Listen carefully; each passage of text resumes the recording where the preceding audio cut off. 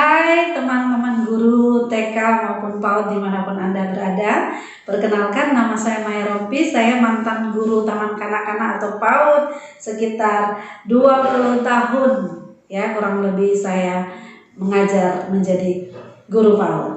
Ya, saya ingin membagikan 5 tips yang harus dimiliki oleh seorang guru Taman Kanak-kanak atau PAUD agar anak-anak cepat dekat dan cepat mengerti apa yang kita sampaikan.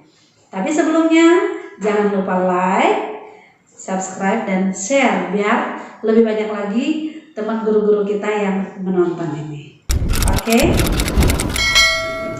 Oke, 5 tips yang harus dimiliki oleh guru Taman Kanak-kanak atau PAUD. Bagaimana caranya agar murid-murid TK kita cepat dekat dan mengerti apa yang kita sampaikan kepada mereka. Yang pertama, seorang guru TK harus berpenampilan dan berperilaku yang baik.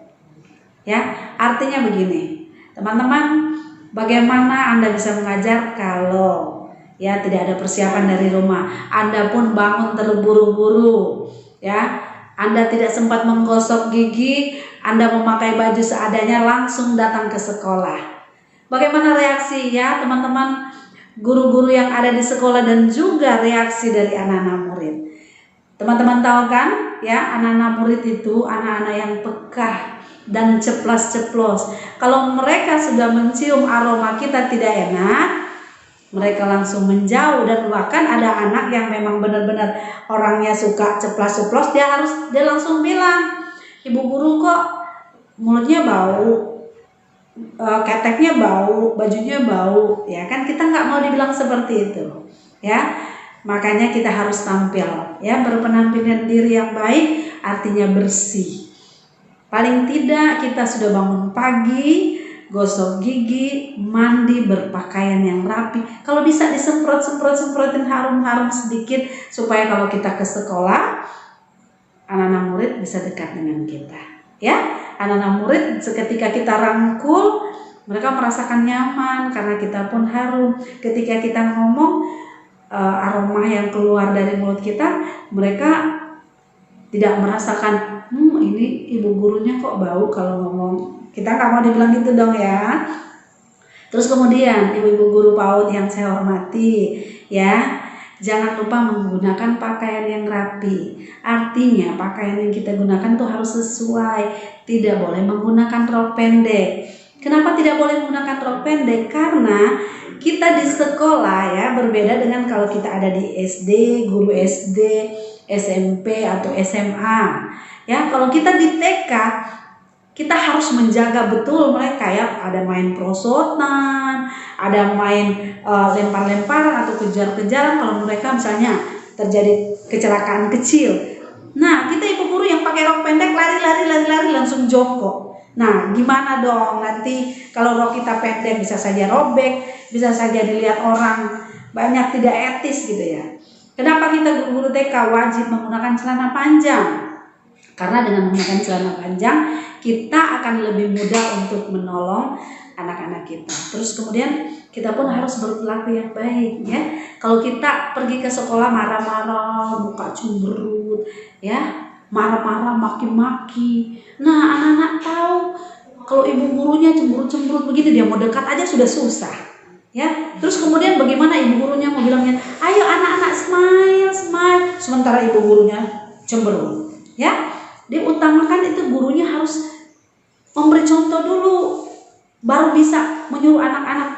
Kan ibu-ibu guru tahu bahwa anak-anak TK, anak-anak kecil itu suka meniru. Jadi kalau ibu gurunya suka cemberut, dia cemberut. Tapi kalau ibu gurunya suka senyum, pasti anak-anaknya semua senyum. Ya, terus ibu guru juga kalau suka mengatakan hal-hal yang baik, pasti anak-anak juga ikut. Kalau ibu guru tidak maki-maki, pasti anak-anak tidak maki-maki. Kalau ibu guru selalu mau bilang, "Halo sayang," nah anak-anak juga terbiasa untuk mengatakan itu. Ibu guru selalu misalnya menyuruh anak langsung bilang, "Terima kasih." Nah, anak-anak tahu berterima kasih. Ya, kalau ibu guru menyuruh dan tidak juga menyampaikan terima kasih, nah akhirnya anak-anak terbiasa untuk tidak menyampaikan terima kasih. Apa yang dilakukan oleh guru, biasa anak-anak murid suka ikut. Ya, Itu ya, berpenampilan yang baik, berperilakulah yang baik. Ya, terus kemudian yang kedua, tips yang kedua, mengerti karakter anak. Kenapa kita harus mengerti karakter anak? Ya, teman-teman semua, di TK itu kalau kita tidak mengerti karakter anak, waduh, susah sekali kita ya untuk mengajarnya. Seorang guru TK wajib belajar untuk bagaimana mengenal atau mengetahui karakter anak. Bagaimana anak di kelas ada 20 orang, terus ibu guru mengajarnya seperti yang ada di SD, SMP, berdiri depan kelas, baru mulai teriak, anak-anak diam. Di TK tidak seperti itu, ya. Kita harus mengenal karakter masing-masing anak, karena mereka istilahnya baru lepas dari biasa disayang-sayang sama orang tuanya, digendong, terus kemudian mereka pada umur-umur segitu mereka harus bermain sama orang tuanya. Nah, sekarang mereka ketika dilepas datang ke kita pun harus tahu, oh ini anak ini karakternya mungkin keras, karakter anak ini manja, karakter anak ini tuh hiperaktif. Nah, kita harus tahu, sehingga ketika kita mau menegur atau mendekati mereka, kita sudah tahu bagaimana cara rangkulan untuk yang manja, bagaimana cara rangkulan untuk yang keras kepala, anak-anak yang hiperaktif. Kita harus tahu untuk cara menangani mereka.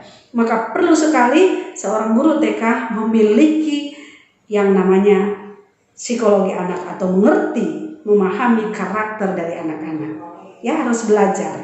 Terus kemudian ketiga yang paling fatal kalau kita harus lakukan di sekolah.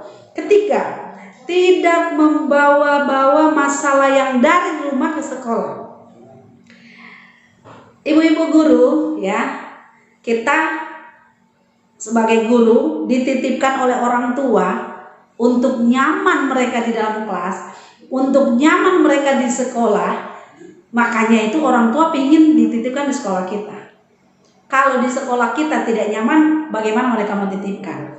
Kalau guru-gurunya tidak membuat mereka nyaman, banyak kejadian-kejadian kekerasan anak TK di sekolah diperlakukan oleh ibu guru. Karena apa? Banyak ibu guru yang punya masalah di rumah dibawa ke sekolah. Jadi ketika anak berbuat salah, bukannya dibantu diselesaikan masalahnya, tetapi justru dibentak. Karena apa? Masalah dia dari rumah dibawa ke sekolah. Anak jadi pelampiasan. Ya, itu ketiga.